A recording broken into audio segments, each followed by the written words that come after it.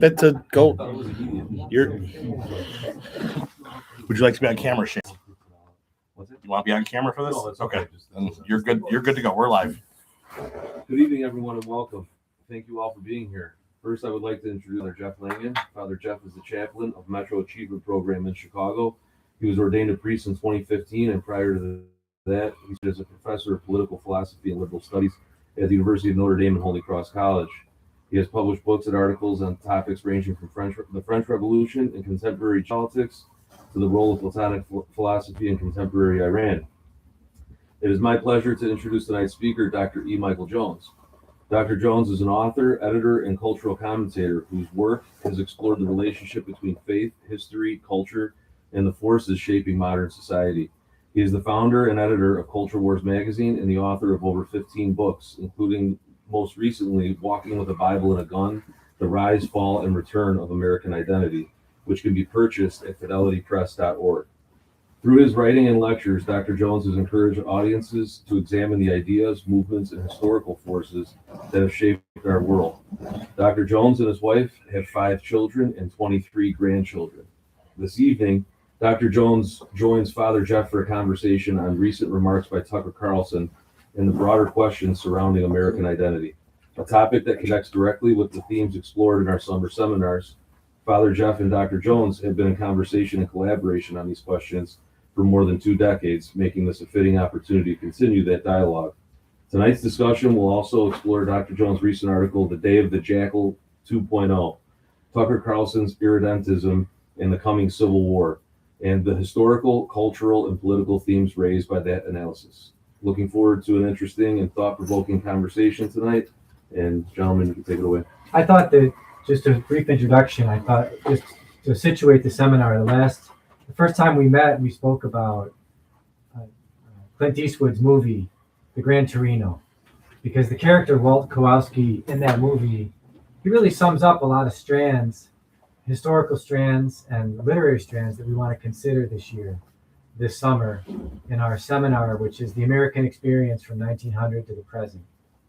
And one thing we discussed is that in 1900, America was thought of as a Protestant nation. By the time you get to the 1990s or so, the term that's being used is America is a Judeo-Christian nation. And what changed is the massive introduction of both Catholic and Jewish immigrants to this country. And by the 1950s, the Protestant ruling class deciding that it needs to bring in the Catholic and Jewish immigrant factions into the ruling class. And that creates a number of tensions. So we're discussing this summer, going back to 1900 and then looking forward to 2026, just these different strands and how they appear. And I think one thing we see in the writings of Hemingway, one thing we see, we'll hopefully talk about tonight, is this nostalgia. What is the root of this nostalgia? What is it for? And what is it pointing towards? Why is it coming up? Why is there this nostalgia? What does it say about our identity? And another feature that we want to start considering tonight is, in the First World War, Walter Lippmann, who wrote this book, Public Opinion. He was part of the committee that was put together to get the ethnic groups on board with going to the First World War. The book is a book of incredible importance, if not as a literary piece, as far as what it explains got introduced to American culture during the First World War. And Walter Lippmann represents being a kind of representative, an early representative of that Jewish faction, right? He does represent the beginning of this tension between the Jewish faction and the Protestant faction that we see kind of emerging in the thought and in the action of Tucker Carlson in these last few weeks. So, and I think just another final question, it's one that we're always considering here. Our Lord says to his apostles, right, they've called me Beelzebub. Don't be surprised if they call you Beelzebub too, right? Because there's a kind of person that is not interested ultimately in the truth about existence. He's more interested in perception. We've been discussing this, those of us who have been coming here for some time, the difference between reality and perception, right? Our Lord understands that there's going to be a lot of people out there in this world that they're trying to control based on perception rather than what is the essence here? What is existence? What is reality? So I think these are some of the basic themes that we want to discuss tonight. And of course, Dr. Jones can start us off. Thank you. Thank you. It's a pleasure to be here again. I always enjoy the deep discussions we have with sharing our experiences with homicide on the south side of Chicago. But this, I was on the south side. Sorry, yeah. But anyway, so you're right. It's about identity. That's what the book is about. And I'm going to begin by talking about identity theft, which is a significant attribute of American life. We are all victims of identity theft. But let's take back a step. Who are we? What are we talking about here? We realize now there are no really generic Americans, okay? Now, Samuel Huntington, when he wrote his book about American identity, he said, who are we? We are Anglo-Protestants. Well, that left me out, okay? I'm biracial, I'm half Irish and half German.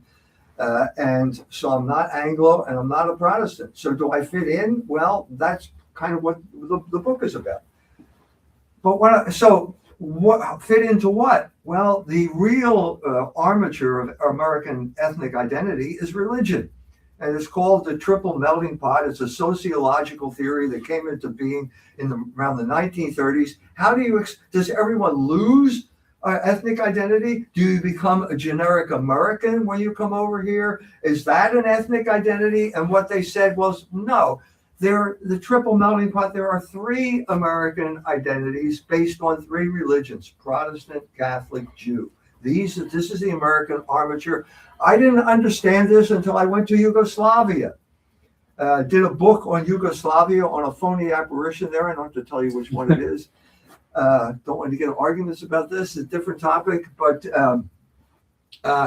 Yugoslavia was America. It was a country based on three ethnic groups, which were based on three religions. So it was Serb, Croat, Muslim. Suddenly, America made sense to me. And just like Yugoslavia, these ethnic groups were always fighting with each other in America. Lots of times it was covert. Lots of times it was not covert. And I'm going to say that one of the big experiences of my lifetime was growing up in Philadelphia in 1962. I'm 14 years old, and I go down to celebrate the 4th of July. We will be celebrating the 250th anniversary soon here of this country. And I go down there, and on the platform in front of Independence Hall is the Catholic mayor of Philadelphia, the Catholic governor of Pennsylvania, and the Catholic president of the United States of America. And this sent a signal that basically the Catholics are taking over the country. And we were, because of something called the baby boom, which was basically a Catholic phenomenon, where you give the Catholic worker, the union guys, enough money so that they can support a family. And they have children, and they have lots of children, and this scared the shit out of the WASP ruling class, and they wanted to deal with this. And they came up with the contraceptive, and that became a battleground in the culture wars. And they made an alliance with the Jews. And in Philadelphia, it was called Americans for Democratic Action, created by Hubert Humphrey to basically separate the left from the communists. That's what it was. We grew up in a war zone. It was a war zone. My wife was teaching kindergarten in Southwest Philadelphia. And one of the students, a little girl, the family has just come from Ireland. Her older brother was murdered on the streets of Philadelphia by a black gang because they thought he was white. He thought he was Irish. And he thought, well, what are the Irish? We didn't do anything, but they thought he was white. And this is the fundamental identity theft that we need to talk about here. what happened to me, I was a guinea pig in a social engineering experiment that began when I was in my mother's womb, because that's when the Kinsey report came out. I was born 4 months after the Kinsey report came out. That was the Rockefellers using sexual liberation as a form of control, paying this bug doctor, an entomologist who studied gall wasp, turning him into an expert on human sexuality because he had Rockefeller money. Okay, and then shortly after that, I'm 5 years old, and we're living in this Irish neighborhood in North Philadelphia, and suddenly the black folk crossed Lehigh Avenue, and the Irish panicked. Everybody put their house up for sale at the same time. The market crashed. The real estate agents came in, bought up all the houses, called blockbusting. And we left and we went to what was technically in the city, but it was really a suburb. And we became white. That's identity theft. Okay. Nick Ciappello, Chicago cop, had a Lithuanian grandfather. And so again, another example of this, Martin Luther King shows up in Chicago and he marches to Marquette Park. So it's, there's Martin Luther King and Jesse Jackson and all those black folk over there. And all these people on the other side of the street, well, they're black. So obviously these people are white. If you ask Nick Ciappello's grandfather what he was, he'd say Lithuanian. No, you're white now because Martin Luther King showed up. This is identity theft. Again, identity theft. And the Catholics were oftentimes too stupid to understand what was going on. I'm the guy who wrote the book that said what happened in Chicago and Philadelphia was ethnic cleansing. I am the first guy who ever said that. No one ever used categories like that before. And so you had somebody like Frank Rizzo, the mayor of Philadelphia. Frank Rizzo was born in 1920, obviously an Italian. No Italian was white in 1920. The biggest lynching that ever took place in New Orleans, and it was Italians who got lynched. 11 Italians. So you ask Frank Rizzo comes out and he says, well, vote white. What do you mean, Frank? And then the reporter says, well, what's your philosophy of law enforcement? And he says, scapo de capo. Beat him over the head. It's probably not even Italian, okay? He's Abruzzese or something like that. So this is the type, even Frank Rizzo is confused. You know, everybody's confused. It's like, who am I?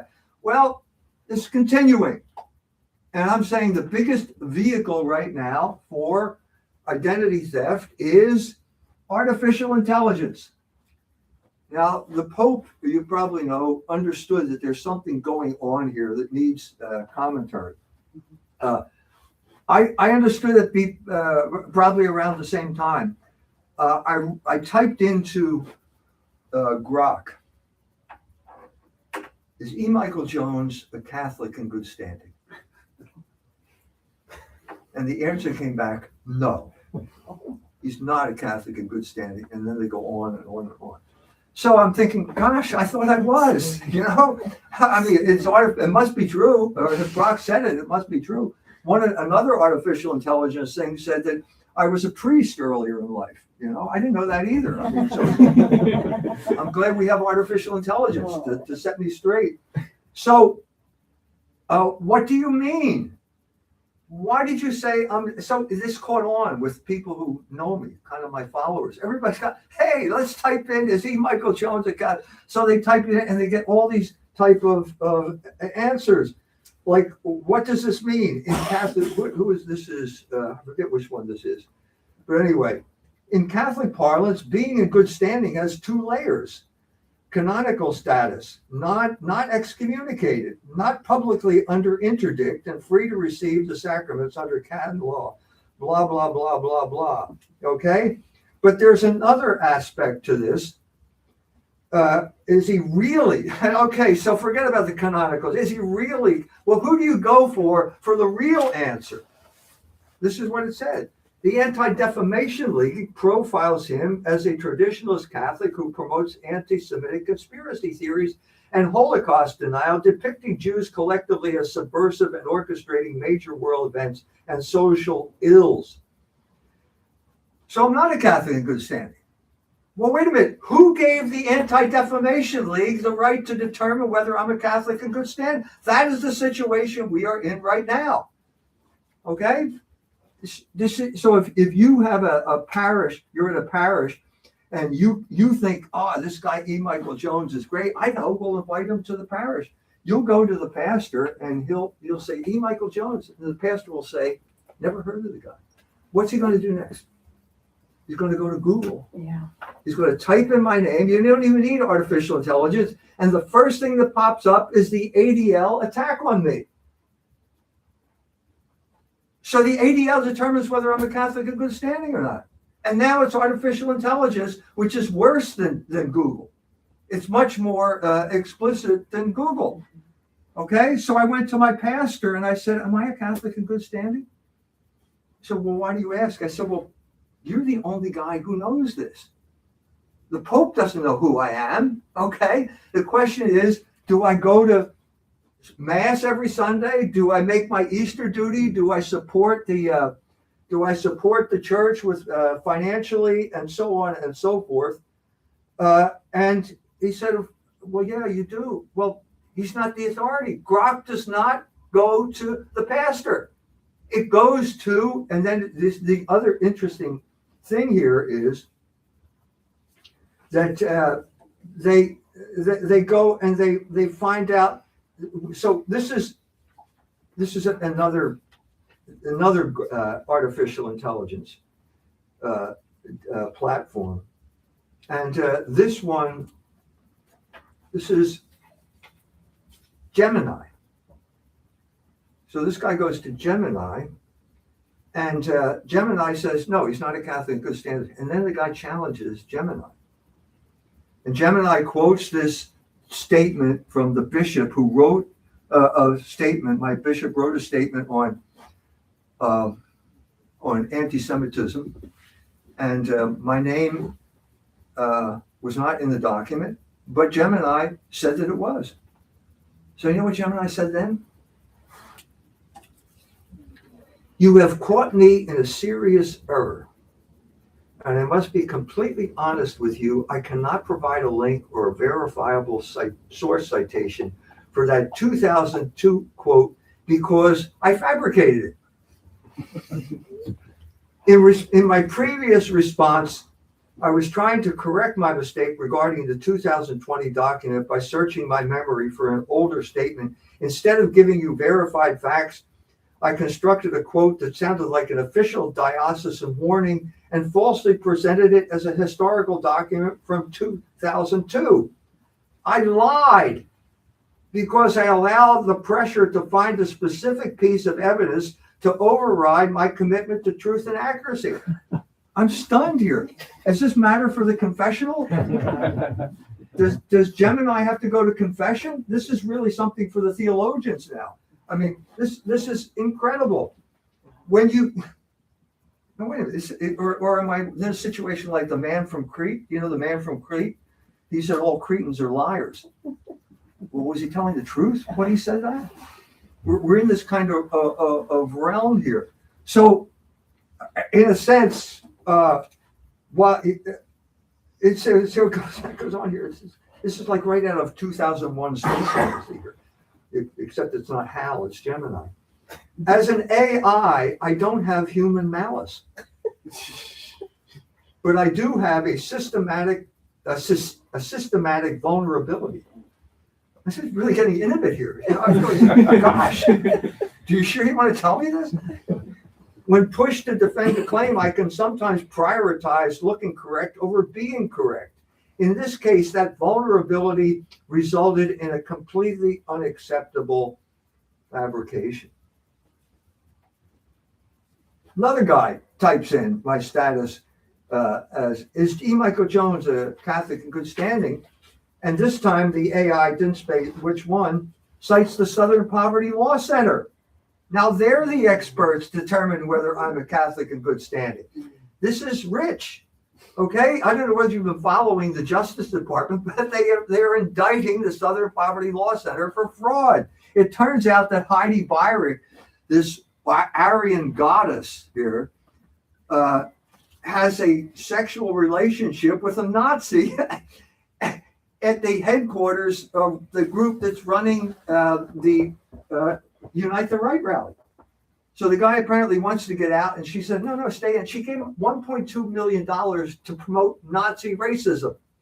And now this is the Southern Poverty Law Center. They're going to the Southern Poverty Law Center to see if I'm a Catholic in good standing or not, because they're never going to go to the only man who knows. Well, this is a threat. Okay, this is a threat to Catholic identity. It's a threat to your identity. Because it's a real identity.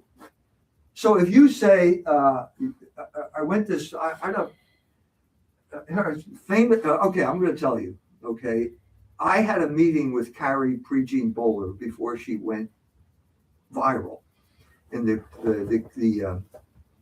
Commission on Religious Freedom.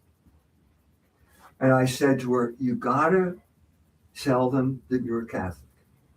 You have to state that Catholic is your identity, because if you tell them you're a conservative, that has no meaning. It's empty, completely meaning. And so she did it, and she blew the whole thing up. She confronted the rabbis. It was absolutely great, because that's a real identity. Conservatism, what does that mean? It doesn't mean anything. It never meant anything. And now it's an obsolete category of the Third Republic that is going to disappear with the Third Republic. But Catholic is an enduring identity, which is why identity theft is important, because it's a real identity and it's real theft. So I rejoiced when I heard that the Pope did something on AI. Okay, he said in this encyclical, he said AI is not only not neutral, it is also not human intelligence.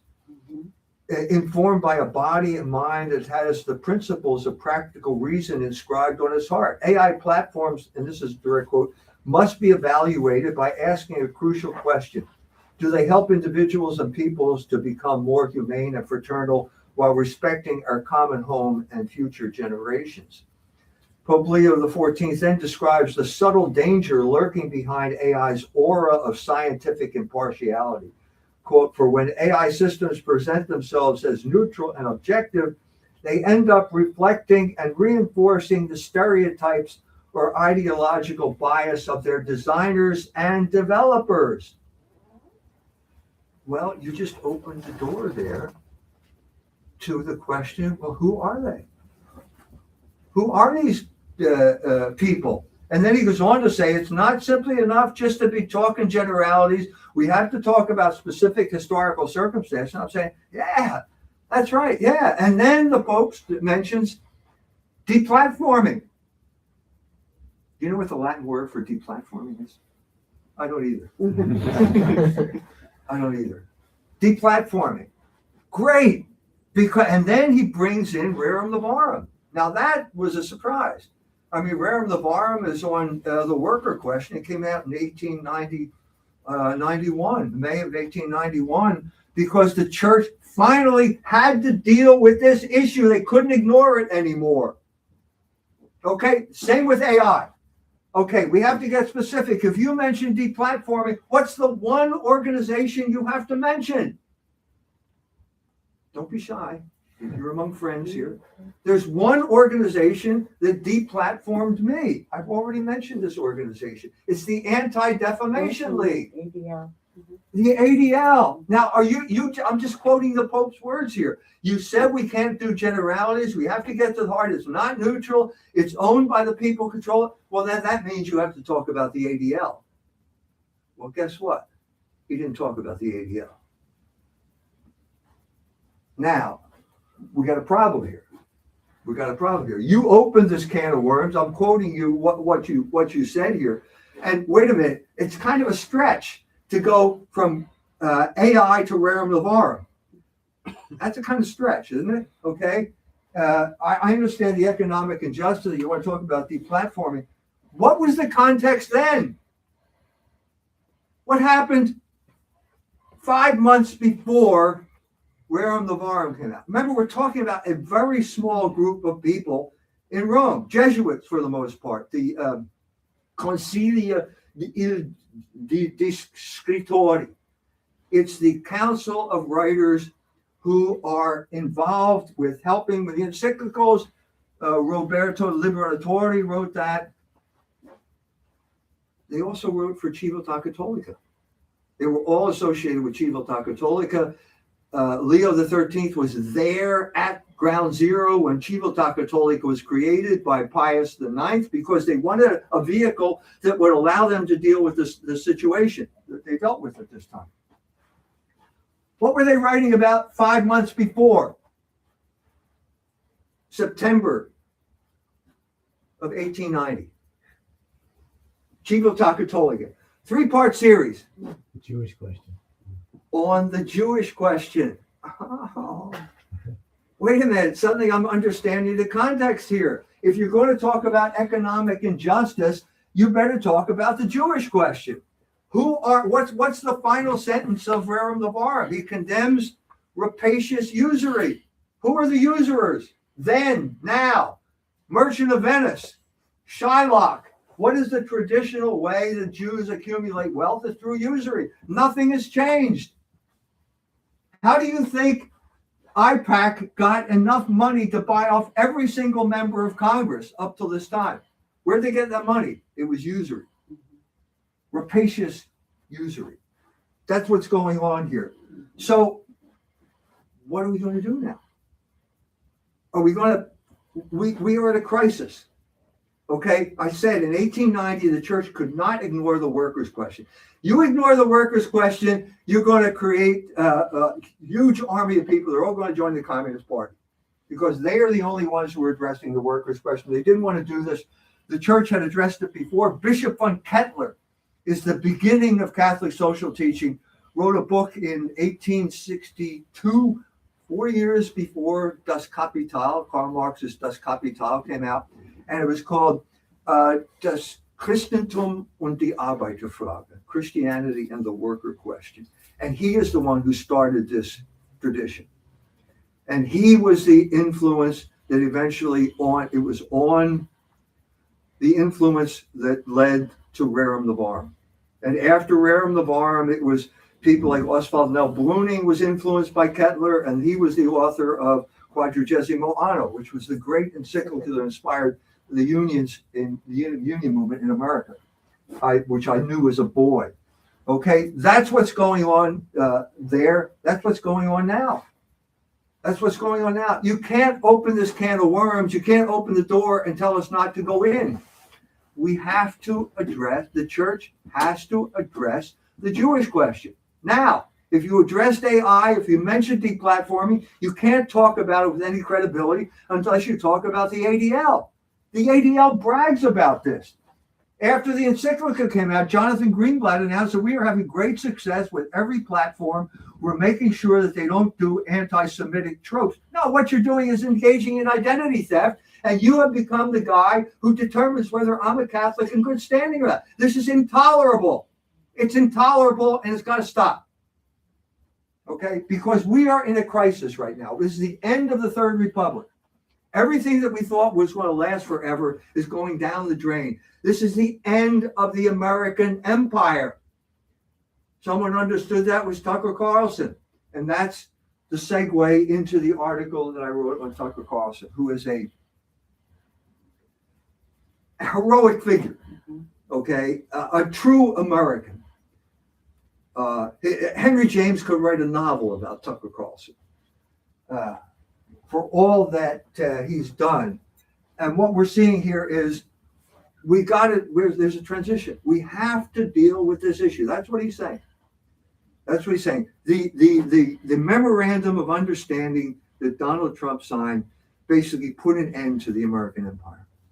It's very simple.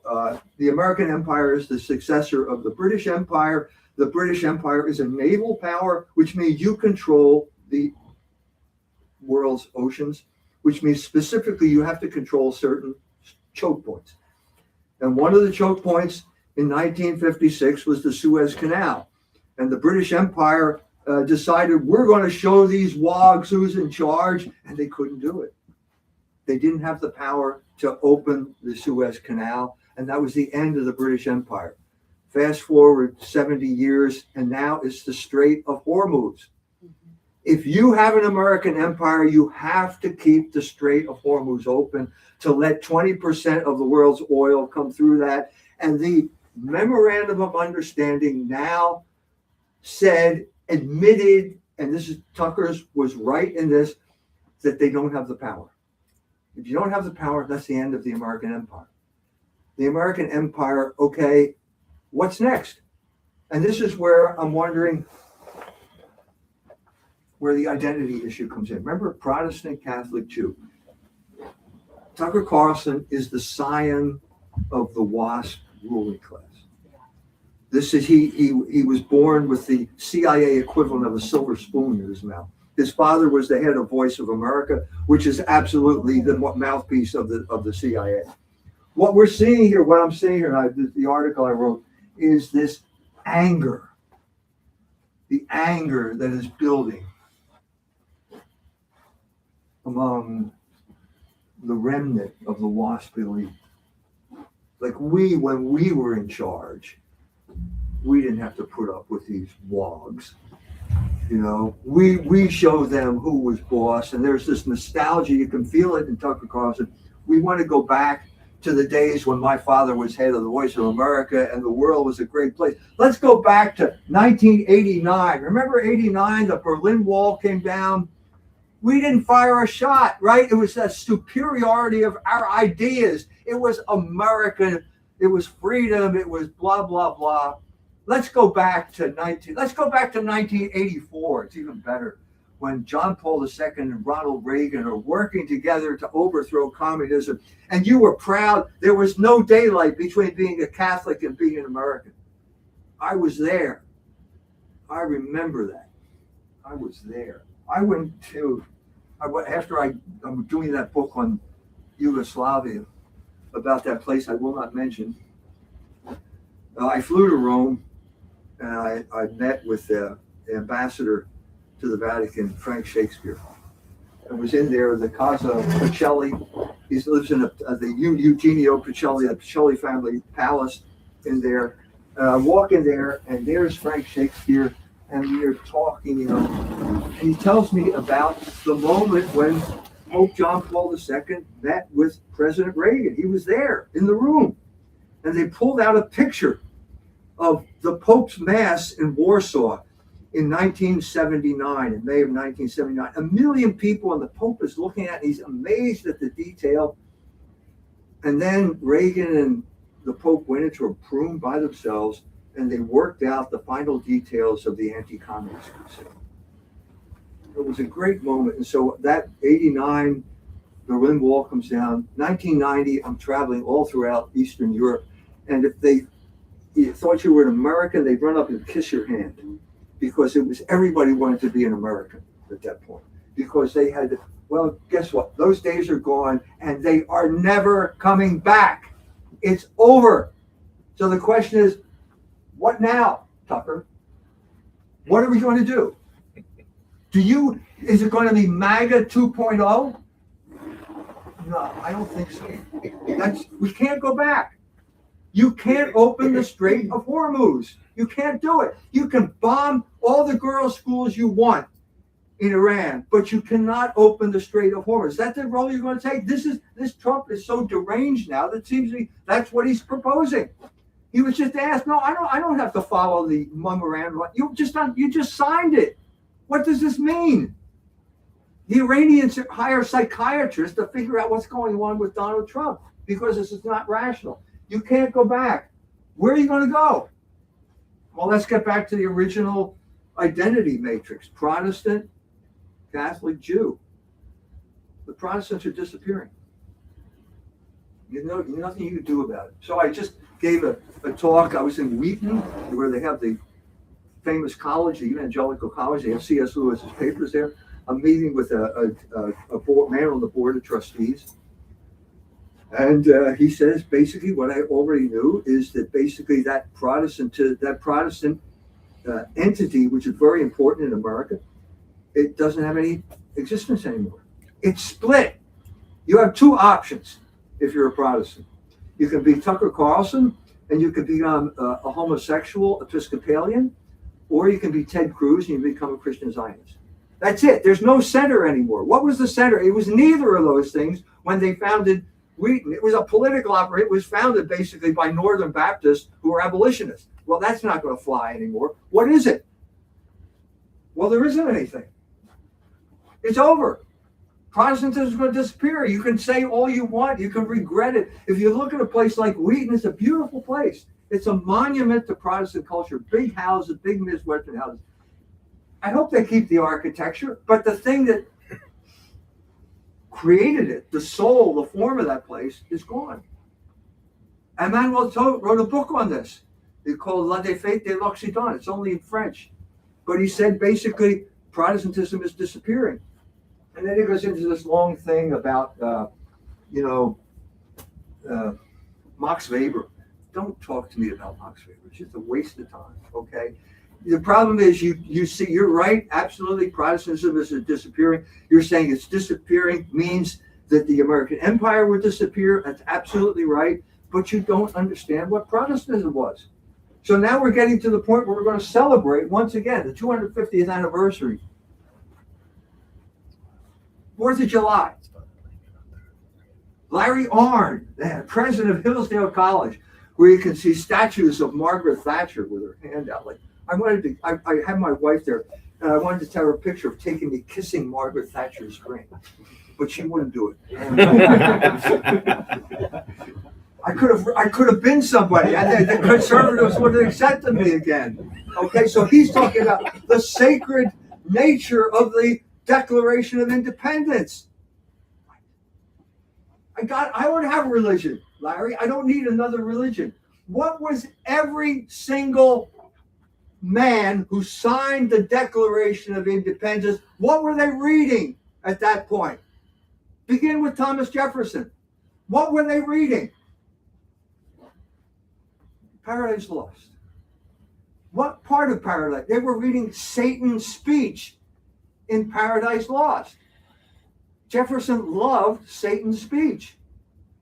Everyone was reading it. Ben Franklin was reading it directly. Jefferson was reading it, and John Adams was reading it. Every other person was reading it indirectly through Tom Paine's famous pamphlet, Common Sense, which is full of quotes from Satan's speech, because Satan's speech is the hidden grammar of America. What is the common denominator between Satan's speech and Protestantism? Remember, John Milton was a Protestant. Remember that? He was a Puritan. The Puritans were the main denomination that formed America. They had a war between Virginia, which was Anglican, and Massachusetts, which was Puritan, and the Puritans won, and they became the form of America. Okay, John Milton was the third signature on the death warrant of the king. He should have been hanged. No man would have been more justly hanged than John Milton. That's what Nathaniel Hawthorne said about John Brown. But he wasn't, because Andrew Marvell, another poet, said he's a great poet, and he is a great poet. Okay? And so the revolution failed. Well, that's exactly where Paradise Lost begins. Satan wakes up in hell. The revolution against God has failed, just as the Puritan revolution against the king failed in England, made them all leave and come over here. And he says, no, it's not over.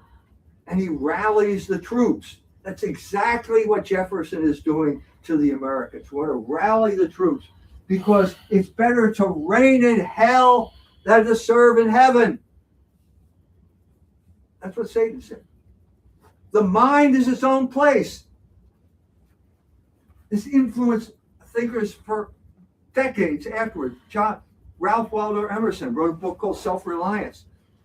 Self-Reliance. Non serviam. This is the hidden grammar of America. It's the hidden grammar of Protestantism, and it's satanic. I will not serve. Okay, Ralph Waldo Emerson said, nothing matters but the integrity of your own mind. He got that from Milton. The mind is its own place. And then someone says to him, well, suppose that's from below. And Emerson says, if that is from the devil, then I am of the devil's party. Does that sound like Satanism to you? It sounds like Satanism to me. That's the hidden grammar of America. And I'm sorry, it's over. Do we need to resurrect Satan again? One of the great geniuses of the 20th century was the Ayatollah Khomeini, the man who orchestrated the Islamic Revolution in Iran, overthrew the American puppet, the Shah. What was his great statement? What did he call America? The Great Satan. I mean, how do you know that? Was he reading Paradise Lost? So this is the situation we're in. We have to. Are we going to be able to? Do we have the category? I'm saying we now. Who's we? I'm saying Catholics, because this is our moment. Because the Jews are of the devil's party. Jesus Christ said to the Jews at his day, "Your father is Satan." Okay, and they're proving it every day. Every time they drop bombs on innocent Palestinian children, they're proving who they worship. Okay, so they're out of the picture. What about the Protestants? Tucker, what are you going to draw on?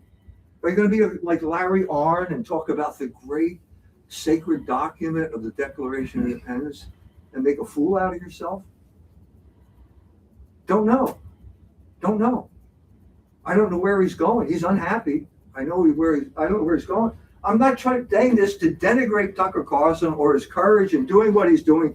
He's a great American, but the problem is he's an American, a classic American, a Protestant American, an Episcopalian Protestant American who thinks it's really significant that you use the right fork when you're eating dinner. I know my first wife was an Episcopalian. She's right over there. She was an Episcopalian. She's still my first wife. She was an Episcopalian. She converted to Catholicism and women. People always jump to conclusions when I say that. I'm going to stop saying it. So the question is, what now? What now? And I'm saying, God bless Tucker Carlson, but you don't have the tool set that can solve this problem. That's what I'm saying. And one of the fundamental problems he still has is he can't say the Jews. He's still saying, well, I support Israel. And then to make the absolute tailspin at the end of the interview, he brings in Piers Morgan. Oh, Piers Morgan. And Piers Morgan supports Israel's right to exist. And by the way, Piers Morgan is a lapsed Catholic. Okay. And then he says, well, you give those Iranians that reparations payment, they'll go off and buy nuclear weapons. Who listens to Piers Morgan? So we're swept up at this moment, and the question is, do we have the categories that these people do not have? And I think it's it. It's either the Catholics or it's nobody. And the problem with the Catholics is they got a bad case of, what should I say, nominalism. They can't say the Jews. This is the crisis in the Catholic Church right now. And it began with Nostra Aetate, which I accept as a magisterial document. I'm not questioning the documents of Vatican II, but in that document it says the Church opposes all forms of anti-Semitism. What does that mean?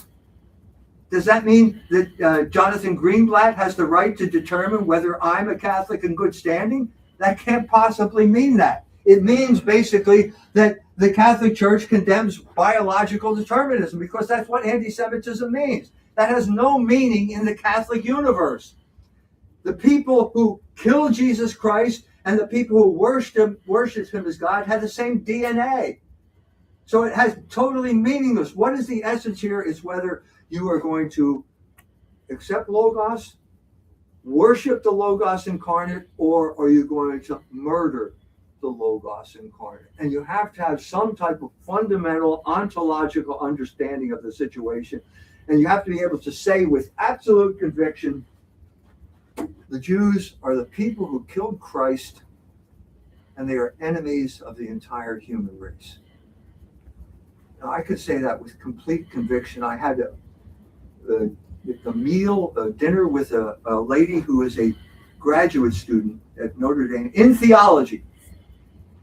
And I said to her, who said that? The Jews are the people that killed Christ, and they are enemies of the entire universe. That doesn't, the people. It doesn't mean every single Jew. It doesn't mean that the Blessed Mother shouted, crucify him. Obviously not. But it's the people. It's an organized group of people that has political power and serves its own ends. It used to be called the Sanhedrin. Now it's called Major Jewish Organizations, IPAC, the ADL. They run our country. They obviously run our Congress. What are we going to do about that? So I said to the lady who said that, and she said, without missing a beat, Adolf Hitler. This is what you learn at the theology program at Notre Dame. Didn't even know that St. Paul had said that. That's the moment we cannot deal with this with categories of the mind. We cannot deal with this problem by calling on Episcopalian etiquette anymore. In that speech that we talked about, Tucker Carlson said he learned that Israel had a right to exist by rote. By rote. That's what he said. Which means he learned it from his father. It was something that all of these Protestants accepted. They accepted the idea of Judeo-Christian morality. These are all categories that are disappearing now. They don't work anymore. So, Tucker, where are you going to go? Okay, that's the question. Because there are only few options. You're going to stay in the Episcopalian Church, which is dominated by homosexuals and women bishops. Obviously, you don't feel very comfortable there. The only other place to go is Christian Zionism. You obviously don't like Senator Cruz, Ted Cruz. You actually attacked him. There's only one other place to go, and that's the Catholic Church. Now, I am not saying I cannot demand that anyone accept the Catholic faith. You have to accept that on faith. It has to be a personal decision between you and God. Okay, the classic example it's in the book here, a long passage about Nathaniel Hawthorne, a man who was talked about a great novel about what happens when Protestant ministers can't go to confession. God takes him to Rome. God takes him to St. Peter's Basilica. God takes him to the confessional at St. Peter's Basilica, and he's walking toward the confessional, and you think, yeah, his daughter converted. She's now on her way to becoming a saint. So what's Nathaniel going to do? The door opens, and out comes a dago in a dress, the priest in Italian. And he pulls back at this point, this kind of weird kind of ethnocentrism. He didn't do it. So I can't demand this of anybody, but I can tell you that your categories are inadequate. And if you want to deal with it, even if you don't become a Catholic, you better start taking the principles of Logos that the Catholic Church has preserved seriously, that there are categories of reality, that the Jews is in a category of reality. You can't make category mistakes, which they make all the time. You got to get straight here, because this is a significant battle. Because if we don't win this battle, what is the battle? It's between a group of people who believes there's a universal moral law and a group of people who believe that their DNA allows them to do anything, any type of abomination that the civilized world views with a shudder of horror, the things that the Israelis are doing. One of these groups is going to win. It's going to be one or the other, and there's only one side that we need to support, and that's the Catholic Church. Thank you.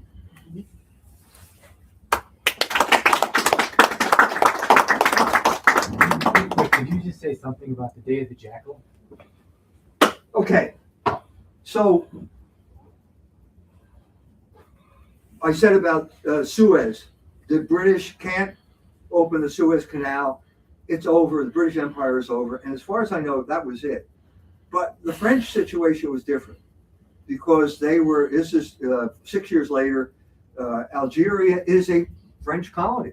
And there are a lot of Frenchmen that have gone there and basically bought land, and they cultivated the land, and they consider themselves called Pieds-Noirs, Blackfeet, and they have an attachment to the soil.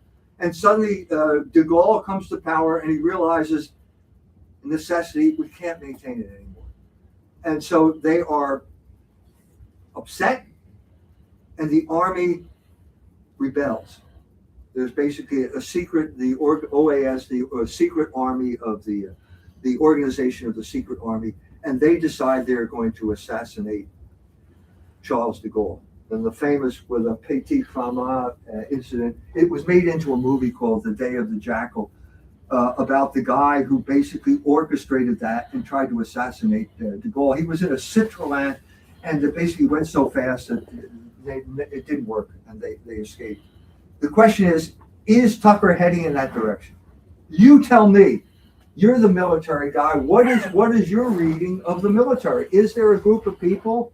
Is there a group of people in the deep state, the disgruntled WASP elite, that now feel the Jews have wrecked our country? Are they going to take power? This is not in the American tradition of but that's what I'm talking about. The Day of the Jackal. Yeah. It's an option. I don't know whether he's going to take it or not. Good. Are there any questions, or is anybody? I'm sure there's questions, comments. Yes, sir. Yeah, I'm curious how much you know about Gregory Baum. It's my understanding he drafted Nostra Aetate. It's also my understanding that your criticism of the Jews is religious-based, not ethnic-based at all. Right. But it's my understanding Gregory Baum was a Jew who became a priest, worked his way up, drafted Nostra Aetate, then left the priesthood to elope with a nun, then left her to be a homosexual and live with a man for the rest of his life. There were early Christians, I believe even St. Augustine, who were willing to attack Jews based on their ethnicity, restrict their ability to move within the church based on their ethnicity. I think if you're talking about Spain and the whole Inquisition, yes. that led to the Inquisition, Yeah. the whole idea of limpieza de sangre, if that's what you're talking about, it was a mistake. It was a mistake because there were sincere Jewish converts. Some wasn't Teresa. Who are they? Teresa of Avila was Her family. Her family was Jewish. There were conversos. There's absolutely no question about it. And the problem was the Inquisition couldn't figure out how to determine who was a converso and who was a sincere Jewish convert. But that was an ugly moment because it went to racial identity. What you're saying here is that the sacrament of baptism isn't as powerful as DNA. That's a claim I would dispute. Did that answer your question? Yeah, I was just also more curious how much you know about Gregory Baum, too, Yeah, I know specifically. who he is. I know who he is, whether he wrote, look, the question is, first of all, I deal with this whole Vatican II thing in my book, The Jewish Revolutionary Spirit. And the main man I deal with is Malachi Martin. So Malachi Martin was the assistant to Cardinal Bea. He became a double agent. He was working for B'nai B'rith and the American Jewish Committee. And their job was basically, he's also having an adulterous affair with Bob Kaiser's wife. And so what they did, he and Malachi Martin and Bob Kaiser's wife conspired to get Bob Kaiser declared insane so that he would be removed as Times Vatican correspondent during World War II. And they succeeded in doing that. She was supposed to run off with him and get married. I talked to Malachi Martin. Malachi Martin called me up. If there's ever a guy who had the gift of Blarney, it was Malachi Martin. He begins by praising, who am I? I'm done nobody. And he's telling me what a great book I just wrote and so on and so forth. So to compliment him, I said, did you run off with Bob Kaiser's wife? Let's get cut to the chase here. And he said, no. But then what do I mean by run off? I could have asked more intimate questions, you know what I mean? I was trying to be polite here, but it's clear he was getting huge royalty payments, and she was going to be hired by the AJC to be some type of secretary in Paris. So that's what I focus on. So they tried, and if you look at the people, the people who used to come to Notre Dame to celebrate this all the time, they were defeated because what they wanted in the document was that the Jews did not kill Christ. That's what they wanted. They did not get it. It says clearly that the Jews killed Christ. It says clearly that the Jews they were superseded, that the church is the New Jerusalem, because you couldn't get a bogus document past 2,000 bishops. You couldn't do it. And they failed. And they admitted that they failed. So what happened? That was fall of 19, like November 1965. In March of 1966, Notre Dame holds a conference on Vatican II. Nobody had the documents at this point. Nobody knew what they said. And the rabbi shows up, Mark Tannenbaum. He was at every single Catholic dialogue meeting. He shows up at Notre Dame and he says, Nostra Aetate finally said that the Jews did not kill Christ. A total lie, and nobody could refute him because nobody had seen the documents. They weren't available at that point.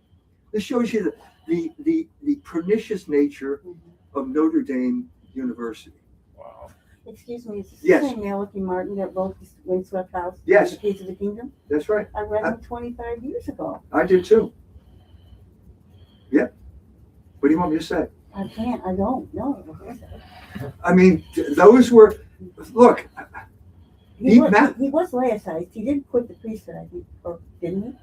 no, No? well, no, he went to elaborate detail telling me that he stopped being a Jesuit, but he never stopped being a priest because he knew the Jesuit order was bad. Okay. And so he was living with this Greek woman I didn't know. in New York, and he's buried right next to her in the cemetery in Forest Hills. Oh, So I don't know. I didn't peek into their bedroom or anything like that, but it sounds suspicious to me. But he was a charming guy, and he became, I don't know whether he was sincere at the end of his life, but he was kind of like the reform. I read Windswept House. mhm. It begins with this satanic mass at the Vatican. They had it was like the 11:15 every Sunday was a satanic mass at the Vatican. And there's the woman there, and it's, the black mass, and there's a woman being violated. Well, guess what? That lady called me up. And said, yeah, I was the one. And Cardinal Bernardine did it to me. So I thought, whoa, this is a big story. So I said, well, was this when he was in Cincinnati? Well, it's hard. What was it in Cincinnati? Well, I couldn't get a straight answer from him. So what's he do? He takes that lady and puts him at the center of a novel. And okay, but it's not a novel because it's a Romana clef where he tells you all those people who they really are. Well, that's dishonest. I'm sorry, it's crappy fiction and it's dishonest journalism. So which do you want? Which is it? That's the problem. I still get grief from people who think that Malachy Martin was a great guy. Yes. You talk about the end of the Third Republic, like talking about France, like 1940. Like, do you see any parallel to like a baton-like Caesarian figure rising in the next 20, 30 years? Like Yeah, Donald Trump. But like someone after, like a Trump-like figure, like in the post-Trump Well, right? that's the question. That is precisely the question. Is Tucker Carlson going to do MAGA 2.0? Is he going to say, well, we'll do it the real time now. If you kick out the Jews, we can make America great again. That's precisely, I don't think Tucker knows. And what do you think this ideology would be like? Kind of a Buchananism, sort of, or like taking some aspects of that? Episcopalianism, Episcopalian, CIA. My dad was head of. It's not systematic. This is not a man who uses categories of reality to base his philosophy. He doesn't have a philosophy. He's an American. Americans don't have philosophy. They're innocents. You could potentially see that there's elements here, right? That Colby, his dad, I think his dad or his grandfather, was deeply mistreated in the 1970s as part of the school district. And Elbridge Colby now is trying to redirect America's geopolitical strategy in the world. Right? Tulsi Gabbard, J.D. Vance, Robert Kennedy Jr.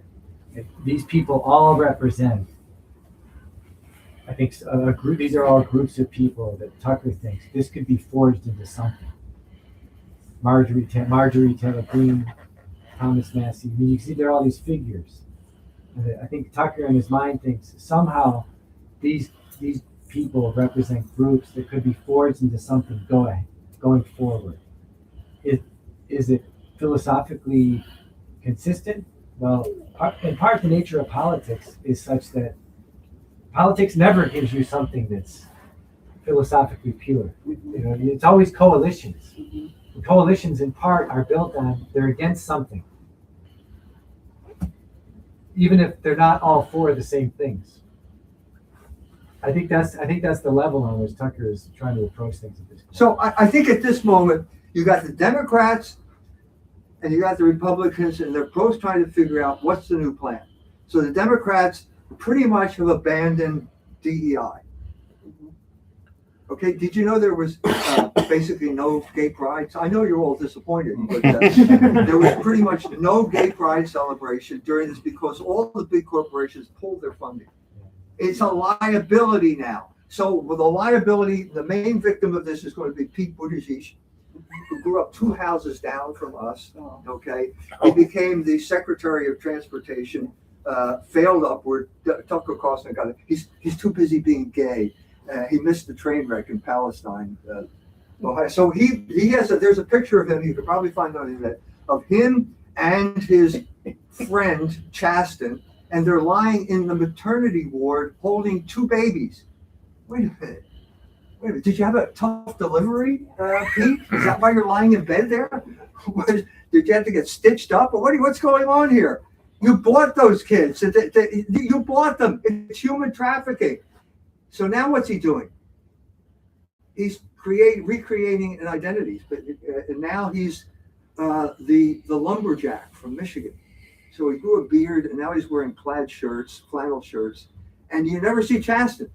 I'm sorry, but he'll never get over that picture. His career is over, and DEI is over, and the LGBTQ movement is over for the Democratic Party. So what are they doing?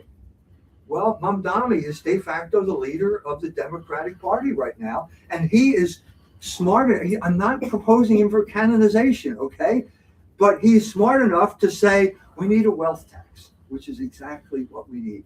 So Allah Akbar, okay? Let's do a wealth tax. And it's perfectly, so as soon as I say that, everybody gets upset and they say, well, you're a socialist. Well, Mamdani is a socialist. That's absolutely right. But what he's doing, a wealth tax, is perfectly compatible with Thomistic thinking, Thomistic economics. Basically, the Duchess of Brabant wrote to Thomas Aquinas and said, look, the Jews have tied up the entire economy with everybody's paying debt, usury. They're paying debt. We don't have any money. What should I do? And Aquinas said, you have to confiscate the usurious gains of the Jews. Take that money away from them. They have no right to that money. I'm saying the same thing applies to the Jewish usurers on Wall Street. And the only one who's talking that way is the Muslim Mamdani. So he's not perfect, but at least he's on. They have a program.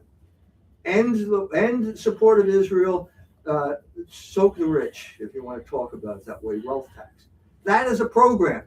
I don't think the Republicans have anything equivalent to that. What is Tucker Carlson proposing concretely? I don't think there's a concrete proposal at this point. Where do you stand on the wealth tax, for example? I don't think I don't think he knows what to say. You got to they have to come up with a program. So I was talking to Father Jeff at dinner. So what's the program?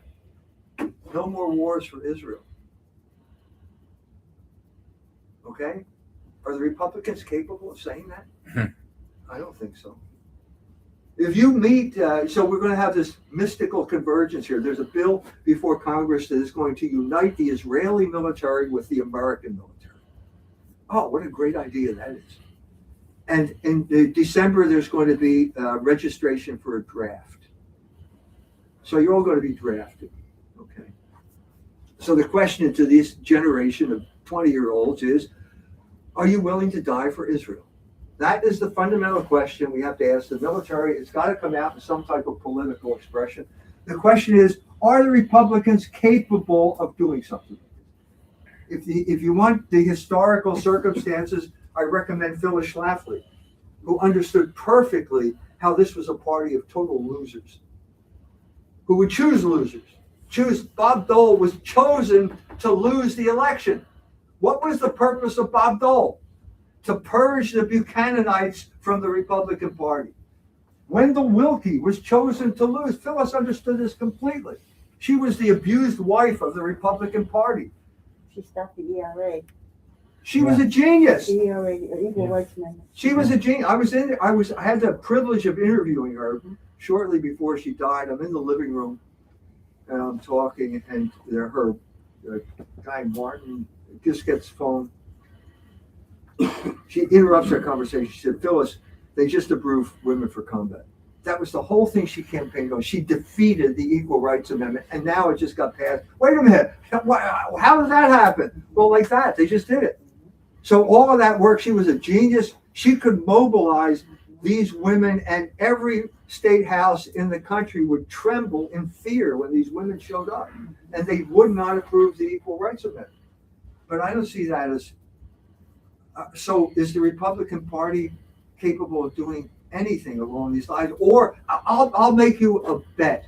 I bet you the next nominee in 2028 is going to be Mike Pence. Oh. The loser from Indiana. No. I'll bet you he's positioning himself. I'm the real conservative. Mike Pence. I had a front row seat to this. Front row seat to this. This was the man who created pushed through the Religious Freedom Restoration Act, which meant that you couldn't force the mom and pop bakery to bake a cake for a gay wedding. That's why it was a reaction to this homosexual overreach. And suddenly this CEO from Salesforce parachutes into Indianapolis and walks in and says, "You have to overturn that law." This was God taking the softball and lobbing it across the plate to Mike Pence. And all he had to do was just swing and knock it out of the park. So what you said. So, Mr. Benioff, what part of Indiana do you come from? Oh, you're from California. Okay, well, do you hold political office? No, you don't hold political office. You're not from Indiana. Who gave you the right to overturn the laws of the state of Indiana? This is treason. I want this guy arrested, and I want him shot at dawn. That's what he should have done. He could have been the president, but he was too stupid. So is it the stupid party? Is this going to prevail? We'll see. We'll see. Are there any questions? Maybe one more question before we break up? Is there any online questions? Mobile? I don't think so. Very good. Thank you, Mike. Thank you for having me. Thank you. Thank you. Thank you. All right, we have drinks in the cooler. I'll get some snacks out.